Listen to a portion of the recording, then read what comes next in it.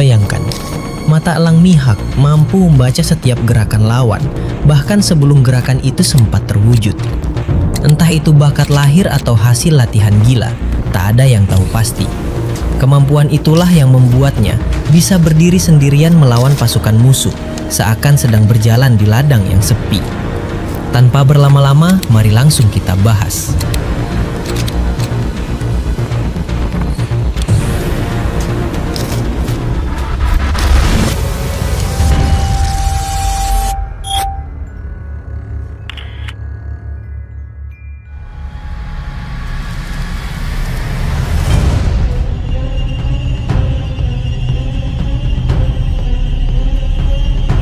Melanjutkan pembahasan sebelumnya, cerita kali ini berpusat pada Luffy yang kini semakin menguasai sisi lain dari kekuatan Dewa Matahari Nika yang ia miliki. Bukan lagi sisi penuh tawa dan kebebasan yang ceria, melainkan mode Dewa Matahari Nika, sisi penghancur. Kebebasan dan imajinasinya tetap sama, namun tak lagi lucu atau konyol seperti biasanya. Segala sesuatu yang diciptakannya kini terasa jauh lebih serius, jauh lebih mengerikan, dan penuh daya hancur yang luar biasa. Di hadapan Im Sama, Luffy tak sekedar bertarung. Ia seakan mengubah seluruh realitas medan tempur menjadi mimpi buruk yang nyata. Di dunia bawah Elbaf, pertarungan pun memanas hingga titik tertinggi. Luffy mulai menciptakan pilar-pilar raksasa yang menjulang mengerikan dari tanah, perlahan mengurung Im Sama tepat di tengah, seakan membangun penjara dari kekuatan murni. Tak ada senyum, tak ada canda, hanya tatapan tajam dan tekad yang membara.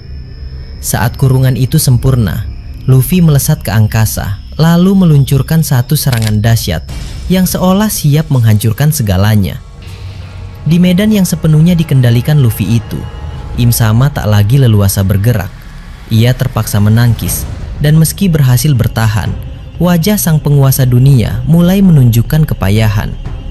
Teknik pertahanan tingkat tingginya kini perlahan goyah di bawah rentetan pukulan yang tiada henti. Im Sama pun akhirnya melepaskan kekuatan sepenuhnya. Api hitam melalap, energi iblis meledak hebat, hingga ia berhasil meruntuhkan pilar-pilar buatan Luffy agar bisa kembali bergerak bebas. Lalu rentetan serangan bermula. Gelombang kekuatan dan api menyambar dengan kecepatan mengerikan. Namun Luffy tak mundur sedetik pun.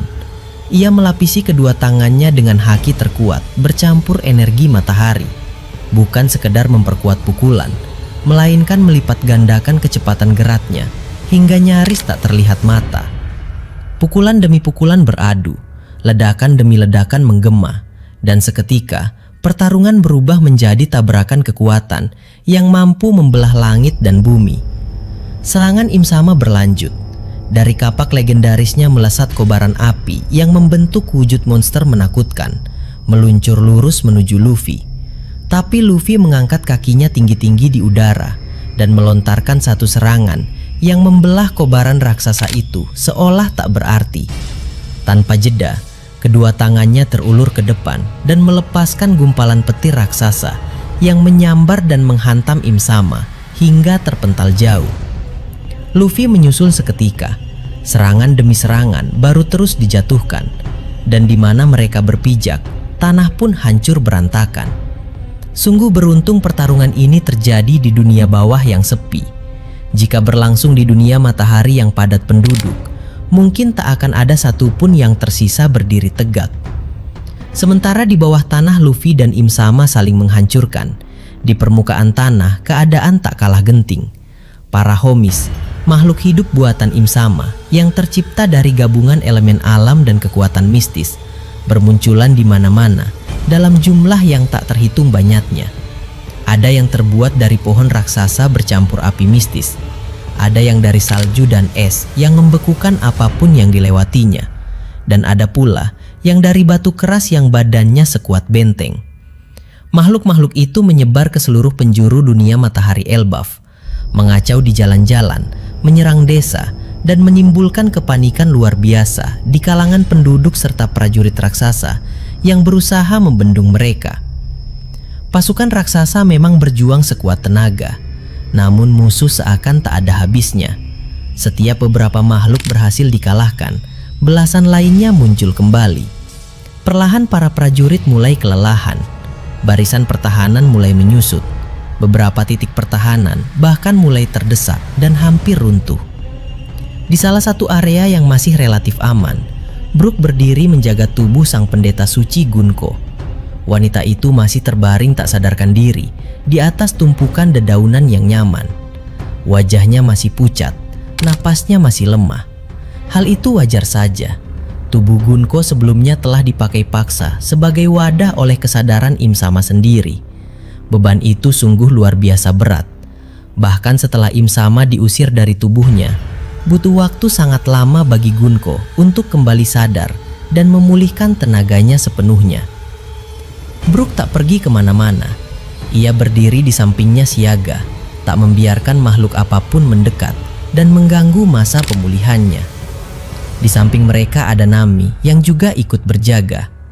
Ketenangan itu tak berlangsung lama. Tiba-tiba tanah berguncang, dan dari balik hutan muncul sekelompok makhluk homis yang menuju tepat ke tempat mereka berada. Brooke segera menyadari bahwa tak ada pilihan lain selain bertarung di sana juga. Dengan tenang, ia mengangkat tubuh Gunko yang lemah itu dan memindahkannya perlahan ke dekat posisi Nami. "Nami-san, tolong jaga Gunko-san sebentar. Jangan biarkan makhluk-makhluk itu mendekat." Setelah berkata demikian, Brooke melangkah maju, mencabut pedang garis harungnya, dan berdiri sendirian di hadapan belasan makhluk mengerikan itu. Yang terbesar di antaranya adalah homis pohon raksasa, yang tubuhnya terbuat dari batang kayu setua dunia bawah, bercampur dengan api mistis berwarna merah gelap yang terus menyala di sela-sela cabangnya. Makhluk itu berbadan raksasa, langkahnya mengguncang tanah, dan apanya cukup kuat untuk mencairkan es seketika. Brooke tak menunggu mereka datang lebih dulu. Ia melesat maju dengan kecepatan luar biasa dan melayangkan tebasan pembekuan yang menyebar cepat ke arah homis pohon terbesar itu. Seluruh tubuh makhluk itu seketika membeku dan berhenti bergerak. Namun tak lama kemudian, api mistis yang membakar tubuhnya perlahan melelehkan lapisan es itu. Es retak dan pecah, dan homis pohon itu kembali bergerak sambil mengaum marah, lalu melambaikan cabang besarnya menghantam Brooke. Makhluk-makhluk lain ikut menyerang dari segala arah. Brooke tak mundur, ia bergerak lincah bagai bayangan. Pedangnya berkilat berulang kali dalam sekejap mata. Setiap tebasan tepat mengenai sasaran. Ia menebas kaki, lengan, dan bagian tubuh homis pohon itu berkali-kali guna melemahkannya. Saat celah muncul, Brooke melapisi seluruh bilah pedangnya dengan energi jiwa yang mendingin hingga membekukan udara di sekitarnya. Ia melompat tinggi melampaui puncak pohon-pohon di hutan itu, memutar tubuhnya dengan kekuatan penuh, lalu menghantamkan satu tebasan pamungkas tepat ke batang utama homis pohon raksasa itu. Seketika terdengar bunyi pecahan keras. Tubuh raksasa itu terbelah jatuh terpotong dua, dan seketika lenyap menjadi kepingan-kepingan cahaya yang memudar di udara. Makhluk terkuat dan terbesar di sana telah tumbang hanya dalam hitungan menit berkat ketangkasan dan ketepatan serangan Brooke. Kini sisa-sisa makhluk yang lain dari salju, es dan batu tampak ragu untuk maju. Namun mereka tetap menyerang. Brooke kembali bergerak. Satu persatu mereka tumbang di tebasan pedangnya yang dingin dan mematikan. Sementara itu, beberapa makhluk lain menyadari bahwa pertahanan terlemah justru ada di belakang, di tempat Nami berdiri menjaga Gunko. Beberapa homis berusaha menyelinap mendekat, namun Nami tak membiarkan hal itu terjadi. Ia mengangkat tongkatnya, memusatkan kekuatan petir ke ujung tongkat, dan melepaskan rentetan sambaran petir kecil yang sangat terarah dan presisi. Setiap sambaran menghantam kepala makhluk satu persatu dengan akurasi sempurna. Tak ada yang lolos. Dengan kerjasama yang luar biasa antara Brooke dan Nami, area tempat Gunko beristirahat tetap aman sepenuhnya. Tidak jauh dari sana, Bonnie dan Lilith sedang bertarung bahu-membahu bersama sekelompok kecil prajurit raksasa. Mereka terus berlari dan bertarung dari satu tempat ke tempat lain demi membendung gelombang makhluk Homis yang terus bermunculan tanpa henti. Napas mereka mulai memburu, peluh membasahi wajah. Bonnie memanfaatkan kekuatannya untuk mengubah wujud tubuhnya menjadi raksasa sesaat, lalu menghantamkan pukulan dan tendangan yang menghancurkan musuh dalam sekali serang. Namun seiring waktu, bahkan kekuatan pun perlahan menipis. "Sudah berapa lama kita bertarung?" tanya Bonnie sambil menyapu keringat dari dahinya. "Musuh seakan tak ada habisnya. Semakin banyak yang kubunuh, semakin banyak lagi yang muncul dari entah mana." Lilith menembakkan peluru tepat ke kepala makhluk yang hampir menyergap Bonnie sambil menjawab dengan suara tenang namun berat. "Selama Sang Pencipta mereka masih berdiri dan belum dikalahkan, makhluk-makhluk ini tak akan berhenti bermunculan. Mereka adalah perpanjangan tangan dari kekuatan Im Sama sendiri. Artinya..." Lilith terdengar ragu sejenak sebelum melanjutkan. "Luffy belum menang. Pertarungan di bawah sana masih berlangsung. Dan selama itu belum berakhir, kekacauan di atas tanah ini tak akan berakhir." Kalimat itu baru saja terucap ketika satu makhluk Homis besar tiba-tiba muncul dari balik semak dan melesat cepat ke arah Lilith dari belakang. Lilith sama sekali tak menyadarinya, namun Bonnie melihatnya. Dalam sekejap ia mengubah kakinya menjadi ukuran raksasa dan meluncurkan tendangan keras yang menyambar tepat ke dada makhluk itu sebelum sempat menyentuh Lilith. Makhluk itu terpental menghantam pohon besar dan hancur seketika. Lilith menoleh, sedikit terkejut, lalu menatap Bonnie dengan tatapan berterima kasih. "Hati-hati," kata Bonnie sambil kembali mengecilkan tubuhnya ke ukuran semula. "Kita belum boleh lengah sedetik pun." Mereka pun kembali melanjutkan perjuangan, berharap dan berdoa dalam hati agar Luffy segera memenangkan pertarungan yang sesungguhnya di dunia bawah sana. Di jalur lain, rombongan yang membawa sang pangeran Loki bergerak menyusuri hutan lebat menuju tempat yang dijanjikan memiliki tanaman obat yang mampu mempercepat penyembuhan luka-luka berat milik Loki. Rombongan itu terdiri dari Hajrudin, pemimpin para prajurit utara, Raknir, sang tupai setia yang terus menjaga dan melindungi Loki, serta Jinbe yang ikut bergabung untuk membuka jalan.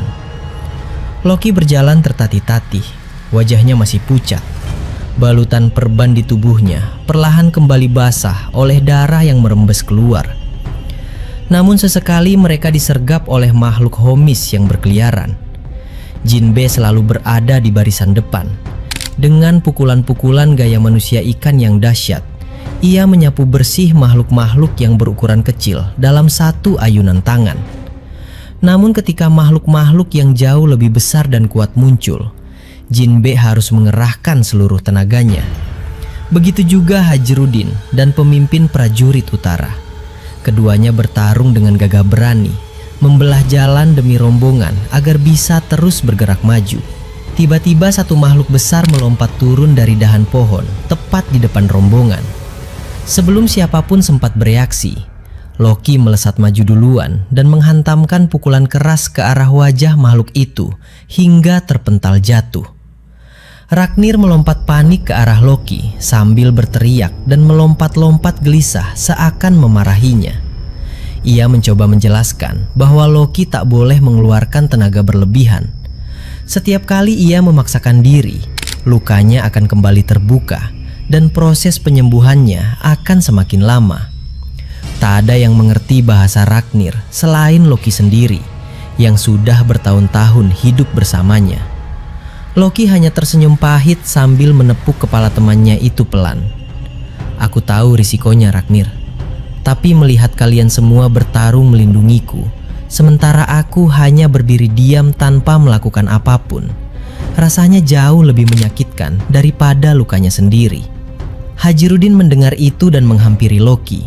Wajahnya serius dan matanya menatap tajam tepat ke mata adiknya. "Aku mengerti perasaanmu, Loki. Tapi pikirkanlah dengan kepala dingin. Apa yang sedang kita lakukan ini semua bukan demi kebanggaan pribadi atau kemarahan sesaat. Ini demi masa depan seluruh bangsa Elbaf. Luffy saat ini sedang bertarung melawan musuh terkuat yang pernah ada. Kekuatannya memang luar biasa dan terus berkembang melampaui batas pemahaman kita. Namun Im Sama pun sama hebatnya. Bahkan bisa dikatakan musuh itu belum menampakkan seluruh kekuatannya. Kemungkinan besar Luffy akan membutuhkan bantuanmu. Saat itu tiba, jika tubuhmu belum pulih, siapa yang akan berdiri di sampingnya? Jika kau memaksakan diri sekarang dan jatuh sebelum pertarungan terakhir tiba, kau justru membuang nyawamu sia-sia dan mengecewakan harapan Luffy serta seluruh orang yang percaya padamu. Bertahanlah sekarang, pulihkan tenagamu. Saat pertarungan yang sesungguhnya tiba, barulah kau boleh meledakkan seluruh amarah dan kekuatanmu. Itulah cara terbaik untuk membantu kami semua. Loki terdiam mendengar nasihat itu. Ia menunduk sejenak. Amarah di dadanya perlahan mereda. Ia tahu kata-kata kakaknya benar sepenuhnya. Semua orang sedang berkorban demi satu tujuan bersama. Maka ia tak boleh bersikap egois hanya karena tak sabar. Dengan berat hati, Loki mengangguk pelan. Baiklah, aku akan menahannya. Tapi pastikan, saat waktunya tiba, kau tak akan melarangku ikut turun bertarung. Hajrudin tersenyum tipis dan meletakkan tangan beratnya di bahu Loki. Janji, saat itu tiba, aku pun akan berdiri di sampingmu. Dan kita akan maju bersama-sama. Rombongan pun kembali melanjutkan perjalanan dengan langkah yang lebih mantap, namun tetap waspada. Belum lama mereka pergi. Di titik-titik yang berbeda di seluruh penjuru dunia, matahari Elbaf, bantuan akhirnya mulai berdatangan. Usopp memimpin pasukan pemanah tiba menggunakan kapal pengangkut yang berdesak-desakan. Begitu mendarat, mereka langsung menarik busur dan mulai menembak makhluk-makhluk Homis dari kejauhan, membasmi mereka sebelum sempat mendekat ke garisan pertahanan penduduk. Tak lama berselang, sosok-sosok raksasa legendaris itu muncul pula. Dory dan Brogy, dua kapten yang telah hidup selama ratusan tahun, beserta Goldberg dan pasukan-pasukan pendukung lainnya yang datang bergelombang menggunakan kapal-kapal yang berbeda. Kapasitas kapal memang terbatas sehingga mereka harus berangkat berombongan. Namun kini, begitu mereka berkumpul, kekuatan tempur pihak Elbaf langsung naik berkali-kali lipat. Prajurit-prajurit yang sudah bertempur sejak tadi kini merasa lega karena bantuan akhirnya tiba. Harapan kembali tumbuh di hati. Dan kini, dengan kekuatan yang terorganisir dengan baik, mereka mulai menyapu bersih makhluk-makhluk buatan Imsai itu dari permukaan tanah Elbaf, perlahan namun pasti. Kini saatnya kita berpindah tempat jauh ke laut lain, ke Pulau Hachinosu yang kini berubah menjadi neraka pertempuran tanpa hukum. Di tempat itu, angin berbau darah dan mesiu. Langit kelabu dan penuh asap hitam mengepul kemana-mana.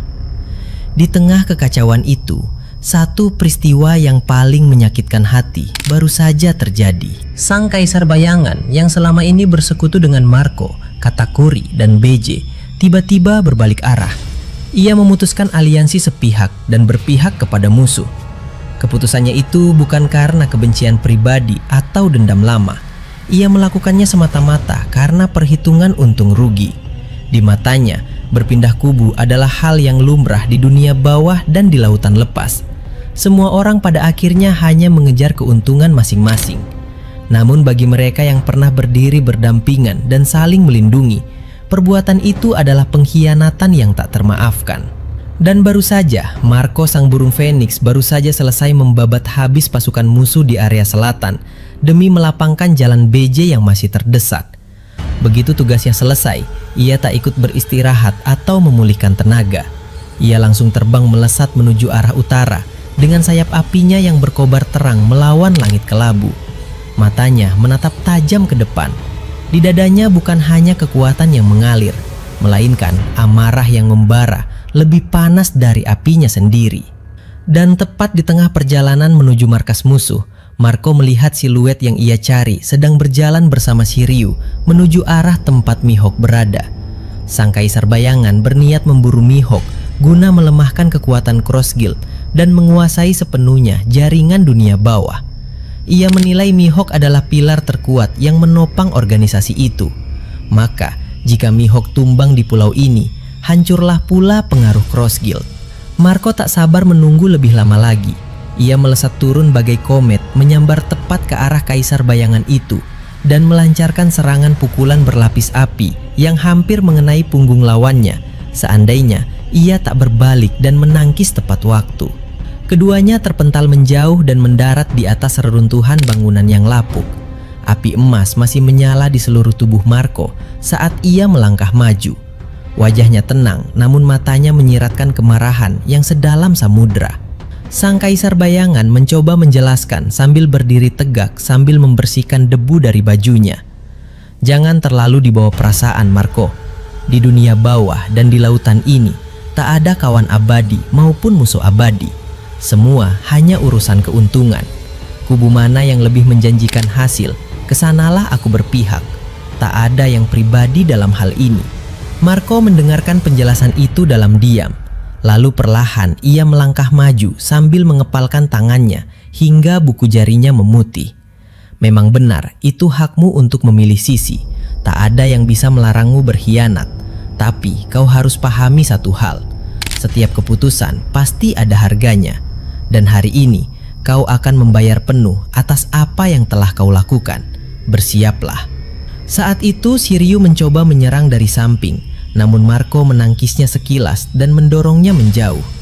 Fokus Marco tetap utuh kepada satu orang, Kaisar Bayangan. Dan pertarungan antara dua kekuatan besar itu pun meletus dengan dahsyatnya. Tak jauh dari tempat itu, keadaan Katakuri kini sangat sulit. Ia sebelumnya sedang bertarung berimbang melawan Kuzan. Namun begitu pasukan Kaisar Bayangan yang seharusnya menjadi sekutu tiba-tiba mengepungnya dari belakang, posisi Katakuri seketika berubah menjadi terjepit dan tak menguntungkan. Ia harus bertahan dari serangan depan sekaligus belakang. Fokusnya terpecah. Kuzan menyadari peluang itu seketika. Dengan gerakan tenang namun mematikan, ia melancarkan serangan es yang melesat cepat dan menghantam Katakuri tepat di sela pertahanannya yang sedang lengah. Katakuri terpental jauh, menabrak dinding batu yang runtuh menimpanya. Meski ia segera bangkit kembali, napasnya kini sedikit berat dan luka mulai terasa menyakitkan. Kuzan tak menyia-nyiakan kesempatan itu. Ia perlahan mulai mendesak Katakuri mundur langkah demi langkah. Keunggulan perlahan berpihak kepada mantan Laksamana itu. Dan menyadari hal itu, Kuzan pun perlahan meninggalkan medan pertarungan Katakuri. Bukan karena takut, melainkan karena ia memiliki tujuan lain yang lebih penting saat itu. Kuzan melesat pergi menuju lokasi tempat Mihawk sedang bertarung. Ia tahu di sanalah letak kunci kemenangan pertempuran di pulau itu berada. Saat Kuzan tiba di lokasi tersebut, pemandangan yang ia lihat sungguh luar biasa. Mihawk berdiri di tengah kerumunan musuh yang berputar mengelilinginya, bagai air yang berputar di batu karang. Musuh datang bergelombang, namun tak satu pun berhasil menyentuh sehelai benang pun dari pakaian sang pendekar pedang terkuat di dunia itu. Setiap kali pedangnya berkilat, musuh tumbang. Setiap kali ia melambaikan tangan, gelombang tebasan melesat membelah udara dan merontokkan barisan musuh berkali-kali lipat jumlahnya.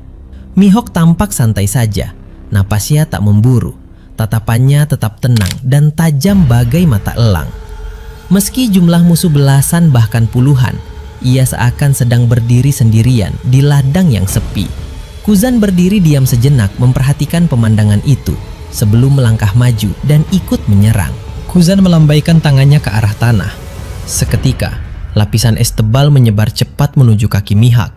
Di saat yang sama, ia melontarkan balok es raksasa berlapis haki lurus ke arah dada sang pendekar pedang. Mihawk tak mundur sedetik pun. Dengan satu gerakan ringan memegang gagang pedangnya, ia menebas ke depan. Balok es raksasa itu terbelah dua tepat dari tengah melintas di samping kanan dan kirinya tanpa menyentuh kulitnya sedikit pun. Tebasan itu terus berlanjut hingga menghantam tanah dan membelah lapisan es yang baru saja terbentuk. Retakan besar muncul menjalar ke arah Kuzan sendiri, menghentikan kemajuan es itu seketika. Pertarungan antara Mihawk dan Kuzan pun meletus. Dua kekuatan kelas tertinggi saling beradu. Tebasannya membelah segala sesuatu, melawan dingin yang membekukan segalanya.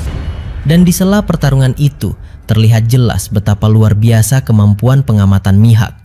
Dengan mata elangnya yang tajam, seakan mampu menembus masa depan, ia mampu membaca setiap gerakan Kuzan, bahkan sebelum gerakan itu sempat dimulai. Entah kemampuan itu warisan keturunan atau hasil latihan bertahun-tahun. Satu hal yang pasti, kemampuan itulah yang membuat Mihak menjadi lawan yang nyaris tak terkalahkan. Ia selalu menanggapi lebih dulu, selalu memotong jalan serangan sebelum serangan itu tiba. Dan pertarungan keduanya terus berimbang, meski Kuzan terus menekan dengan segala cara yang ia miliki. Di titik lain medan pertempuran, Ben Beckman terlihat terdorong mundur dan terhempas cukup jauh akibat satu serangan kuat yang tak sempat ia hindari sepenuhnya. Tubuhnya menabrak bangunan dan menghancurkannya hingga berasap. Meski terluka cukup parah, ia tetap sadar dan mampu bangkit. Daya tahan tubuh yang dimiliki orang nomor 2 di kelompok Sangs itu memang luar biasa. Namun ia sadar tak ada gunanya terus terjebak dalam pertarungan yang tak penting. Ia segera bangkit, menarik napas dalam-dalam, lalu melesat kembali ke tengah medan pertempuran dan mulai menembak siapa saja musuh yang ia temui di sekitarnya, guna mengurangi tekanan yang menimpa kawan-kawannya. Meski terluka, satu peluru dari senjata Ben Beckman tetap mematikan dan mampu melumpuhkan lawan seketika. Pertempuran dahsyat ternyata tak hanya terjadi di Elbaf maupun Pulau Hachinosu. Jauh di wilayah lain, di Pulau Kamabaka, tempat markas besar tentara revolusioner berada, perang pun sedang berkobar hebat. Di garis depan pertahanan pulau itu, Sabo berdiri berhadapan langsung dengan Laksamana Ryokugyu. Pohon-pohon raksasa tumbuh dan melesat dari tanah di sekeliling Ryokugyu, bagai pelindung hidup yang terus berubah bentuk. Sabo sebenarnya telah lebih dulu bertarung melawan gelombang pasukan laut sebelumnya. Tubuhnya memang belum sepenuhnya segar, namun yang perlu diketahui adalah Sabo sengaja menahan diri dan menyimpan tenaga sejak awal. Ia tahu akan ada lawan yang jauh lebih kuat datang belakangan.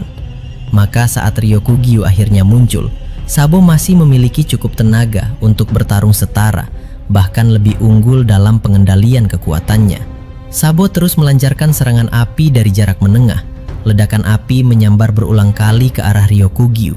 Namun setiap kali api mendekat, Ryokugyu memanipulasi pohon dan dedaunan, bercampur air yang diperkuat dengan haki untuk menahan dan memadamkan kobaran api itu. Pertarungan berlangsung seimbang. Tak ada yang mudah mendapatkan celah. Sabo terus mengamati pola pertahanan musuh sambil terus melancarkan serangan demi mencari titik lemah yang bisa ia tembus. Tidak jauh dari sana, pemandangan yang sungguh memukau sekaligus mengerikan sedang berlangsung. Koshiro berdiri berhadapan dengan salah satu pasifista versi terbaru yang telah ditingkatkan oleh ilmuwan pemerintah dunia. Tubuh Saibok itu berkilau hitam pekat dan memancarkan energi panas yang mengerikan. Saat pasifista itu melangkah maju, menembakkan sinar panas dari dadanya, Koshiro tak lari menghindar. Sebaliknya, ia justru menarik napas dalam-dalam, menutup mata sejenak, lalu mulai melangkah. Gerakannya begitu lembut, tenang, dan anggun bagai seseorang yang sedang menari di bawah sinar rembulan. Pedang di tangannya berkilat membelah udara berulang kali dalam satu tarikan napas. Cahaya pedang menyapu melintasi tubuh pasifista itu begitu cepat hingga mata tak mampu mengikutinya. Saat Koshiro berhenti dan berdiri membelakangi musuh, tubuh pasifista itu terbelah perlahan menjadi beberapa bagian lalu runtuh jatuh ke tanah. Teknik tarian bulan itu memang memukau, lembut bagai awan, namun mematikan bagai petir di siang bolong. Belum lama berselang, Koshiro mengalahkan musuh itu. Dua pasifista lain beserta Laksamana Muda Stainless muncul dari balik asap. Dua unit Saibok itu langsung menembakkan laser serentak dari jarak dekat. Koshiro melompat tinggi tepat sebelum sinar itu menghantam tanah dan meledak. Begitu mendarat, ia kembali bergerak dengan kecepatan luar biasa, menghampiri musuh-musuh barunya. Di sisi lain medan pertempuran, Karasu tampak berterbang tinggi di udara, mengubah wujud menjadi gumpalan jelaga hitam pekat yang melesat bagai anak panah. Ia baru saja menghancurkan dua unit pasifista dalam satu serangan tunggal menggunakan kekuatan buah iblisnya yang dipadukan dengan haki tingkat tinggi. Tubuh jelaganya kembali terbentuk menjadi wujud manusia seketika di atas dahan pohon besar sambil memandang ke bawah. Ia melihat seorang laksamana muda-muda yang sedang bertarung dengan sangat hebat. Pemuda itu belum lama bergabung, namun kekuatannya nyaris menyamai banyak laksamana Madya yang jauh lebih berpengalaman. Dan di tangannya sudah terjatuh cukup banyak anggota tentara revolusioner. Karasu menyadari bahwa jika dibiarkan terus, pemuda itu akan menjadi ancaman besar bagi seluruh pihak di sana. Dengan kepakan sayapnya yang gelap, Karasu pun meluncur turun untuk menghentikan. Terakhir kita beralih ke hamparan laut luas yang membentang biru, namun kini diwarnai ketegangan yang mendalam. Di pelabuhan markas Crossguild, krokodil berdiri menatap ke arah lautan lepas sambil mengepalkan tangannya pelan. Kabar buruk terus datang bertubi-tubi. Mihawk terjebak di pulau Hachinosu, pasukan terpecah belah, dan kini armada musuh yang jumlahnya besar sekali bergerak menuju wilayah kendali Crossguild. Tanpa Mihawk di sisinya, beban pertempuran jatuh sepenuhnya ke pundak krokodil. Dengan wajah yang tak menunjukkan emosi sedikit pun, namun hatinya penuh tekad bulat, krokodil berpamitan kepada BG yang diperintahkan untuk tetap menjaga markas dengan sisa pasukan yang ada. Jangan biarkan apapun masuk, jangan biarkan apapun keluar, pertahankan tempat ini sampai aku kembali. Setelah berkata demikian, krokodil melangkah naik ke atas kapal utama yang telah bersiap berlayar. Di kapalnya berdiri pula Das Bones dan pasukan pilihan yang setia. Di kapal lain di sebelah kirinya berdiri seorang pendekar pedang baru yang direkrut Crossguild belakangan ini. Sementara di kapal sebelah kanannya berdiri seorang raksasa bertubuh besar memegang senjata raksasa pula. Kapal-kapal lain berjajar rapi di belakang, dan dengan satu isyarat tangan dingin, armada itu pun berangkat membelah ombak dengan kecepatan penuh. Tak lama setelah berlayar jauh dari pantai, di cakrawala depan tiba-tiba muncul deretan kapal musuh yang jumlahnya berkali-kali lipat lebih banyak. Bendera mereka berkibar hitam pekat, menandakan gabungan kekuatan dua organisasi besar dunia bawah yang telah bersatu hati untuk menjatuhkan Crossguild selamanya. Begitu jarak cukup dekat, kapal-kapal musuh langsung melepaskan tembakan meriam serentak. Bola-bola besi panas melesat berhamburan memenuhi udara, jatuh menuju kapal-kapal Crossguild. Namun krokodil melangkah ke haluan kapal, mengangkat satu tangannya ke udara dan memutar perlahan. Seketika angin berubah, pasir melesat berputar membentuk dinding tebal di depan armadanya.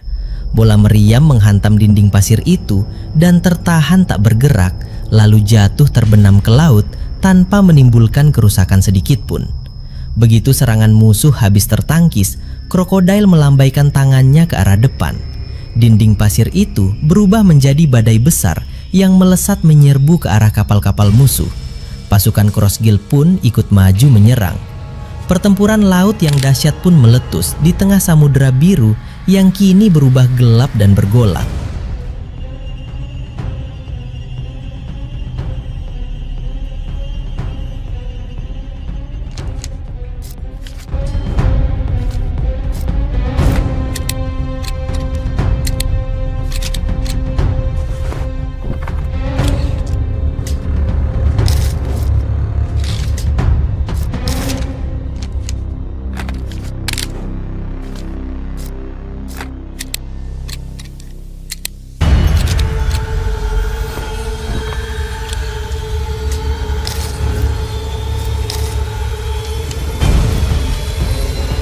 Terima kasih sudah menyaksikan video ini sampai selesai. Kalau kalian menikmati konten ini, jangan lupa klik tombol like, tinggalkan komentar di bawah, karena semua teori dari kalian juga sangat berarti dan bisa jadi bahan diskusi di video berikutnya. Dan tentu saja klik subscribe, serta aktifkan lonceng notifikasi, supaya kalian tidak ketinggalan update terbaru dari kami. Sampai jumpa di video selanjutnya.